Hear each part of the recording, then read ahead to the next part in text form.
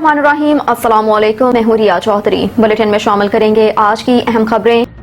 फैसलाबाद से bureau chief Mohammad Ahmad की report के मुताबिक फैसलाबाद शेखुपुरा रोड गटवाला पुल के करीब ट्रैफिक हादसा। दो मुसाफिर बच्चों की रेस लगाने के दौरान मोटरसाइकिल और लोडर रिक्शा को टक्कर। रेस्क्यू टीम ने फौरी मौका पर पहुंचकर रेस्क्यू ऑपरेशन शुरू किया।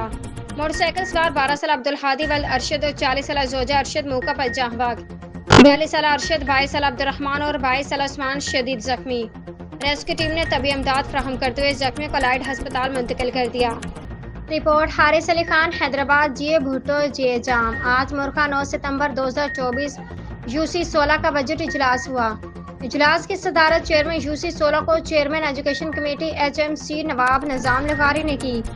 इजलास की शुरुआत तिलावत कुरान पाक से हुई। इजलास में पहले साल 2023-24 की कारकर्दगी पर कौंसिल के मेंबरान को खराज तहसीन पेश किया गया। इस मौके पर vice chairman UC 16 Mohammad Nadir Babar, secretary UC 16 Sunil Kumar भी मौजूद थे। इजलास में मुंतखब नुमाइंदगान जिसमें general councillor Umar Buledi, general councillor Amir Ghuman, general councillor Asif Mir Baloch, ladies councillor Maryam, office clerk Suhail Ahmed, solid waste coordinator Imam Bakhsh, solid waste supervisor Riaz, centre incharge Guddu मौजूद थे।